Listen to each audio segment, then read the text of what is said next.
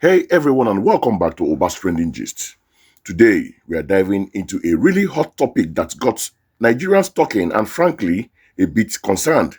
The proposed 5% fuel tax. There has been a lot of back and forth, with some calling it a hidden subsidy and even prominent figures like Peter Obi criticizing the move. But is it really what it seems? We've got a clip from Taiwo Oyedele, the chairman of the Presidential Fiscal Policy and Tax Reform Committee, who is offering some much needed clarification. He claims this isn't a new hidden tax, but an existing legal provision with the revenue earmarked for critical transport infrastructure to bring down logistic costs and hopefully ease inflation. So let's watch the explanation first. Bringing back fuel subsidies through hidden taxes. What we have is that there's a law that was enacted some years back with a surcharge on fuel under the FERMA Act. This is a provision that is now in the new tax law, and it does not take effect as of January 2026. I know some people have been giving wrong information about this. What is in the new tax law is that this surcharge will take effect on a date in the future based on an order to be released by the Minister of Finance. And we do know that Minister of Finance is responsible enough to determine when it's appropriate to do so. The intention is to earmark and dedicate the revenue from this tax into providing transport infrastructure that can reduce the cost of transporting items, logistics, and overall bring down inflation for the Nigerian people. That was Taiwo Oyedele bringing some context to the 5% fuel tax. Let's break down what he said. First, he clarified that this isn't an entirely new tax, but rather a surcharge based on the Federal Road Maintenance Agency or FERMA Act, which was enacted some years ago. He stated that this provision has now been incorporated into the new tax law. Crucially, Oyedele emphasized that this surcharge does not take effect until January 2026. He pointed out that there's a lot of misinformation circulating about its immediate implementation. The actual date for its commencement will be determined by an order released by the Minister of Finance, who is responsible for deciding when it's appropriate to do so.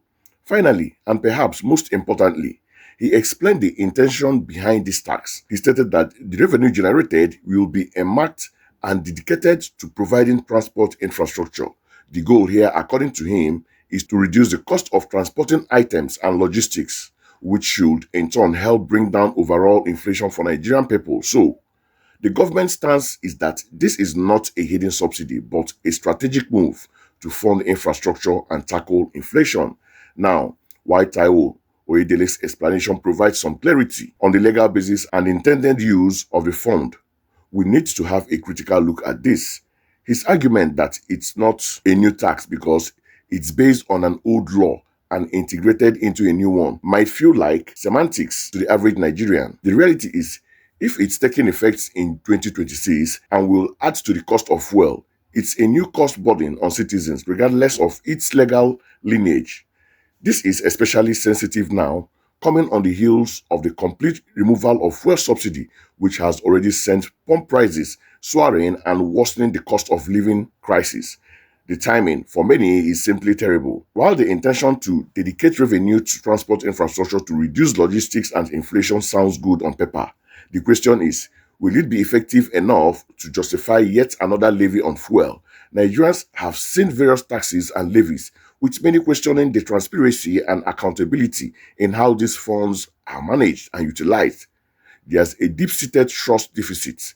Without robust mechanism to ensure these funds are solely used for the stated purpose and clear measurable outcomes, it is hard to convince an already burdened populace that this isn't just another way to extract more from them.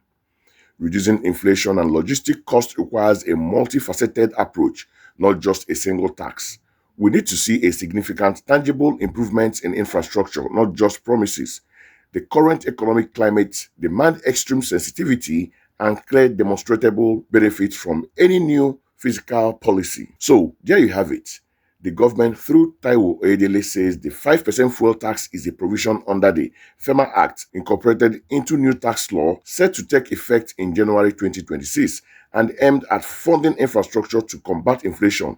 But the public concern about increased costs and the timing of this implementation remains very real. What are your thoughts on this? Do you believe this 5% fuel tax will genuinely lead to better infrastructure and lower inflation? Or is it another burden on Nigerians? Let me know in the comments below. Don't forget to like this video, share it with your friends, and subscribe to Obas Trending Gist for more in-depth analysis. Until next time, stay informed.